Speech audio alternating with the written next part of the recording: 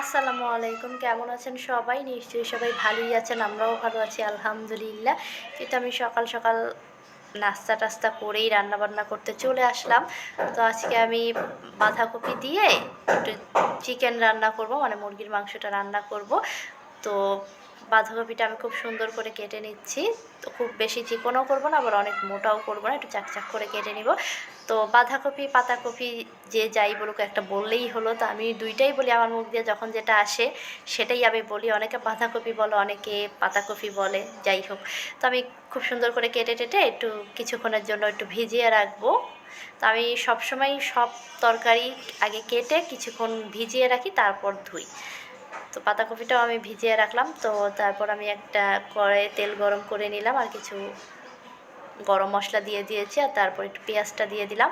তো পেঁয়াজটা ভাজা ভাজা হতে থাক, এদিকে আমি পাতাকপিটা একটু ধুয়ে ঝরিয়ে রাখবো। আর এই যে আমি কিছু মাংস নিয়ে নিলাম। একদম অল্প অল্প করে রান্না করি আমি, কারণ আমাদের বাসায় আবার কেউ বাসি খায় না, যার কারণে একদম মানে আজ একদিনই খাওয়া যায় ওই পরিমাণেরই আমি রান্না করি। আর আমি খাবার দাবার খুব একটা অপচয় করি না, আমি অনেক হিসাব করে রান্না করি। কিপটাও বলতে পারেন, যে যাই ভাবুক না কেন আমি সবসময় হিসাব করে চলতেই অনেক বেশি পছন্দ করি।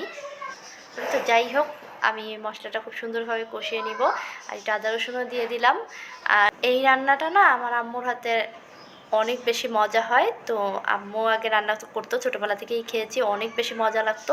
আর নানুর হাতের আরও বেশি মজা লাগতো। নানু আবার এই বাঁধাকপিটা চাক চাক করে কেটে বেশিরভাগ গরুর মাংস দিয়ে রান্না করতো। তো নানুর হাতের এই রান্নাটা আমার কাছে অনেক বেশি মজা লাগতো। তো ছোটোবেলায় নানুর হাতের এই রান্নাটা অনেক খেয়েছি, যেহেতু আমরা কাছাকাছিই ছিলাম, মন চাইলেই গিয়ে খেতে পারতাম। আর নানুর হাতে সব রান্নাই অনেক বেশি মজার ছিল।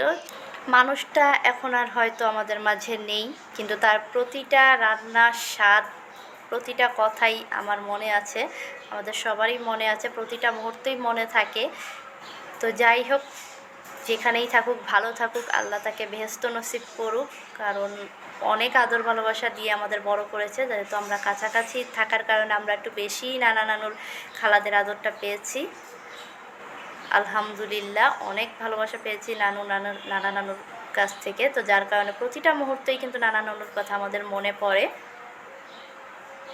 তো আপনারাও একটু দোয়া করবেন যারা আমার ভিডিওটা দেখছেন।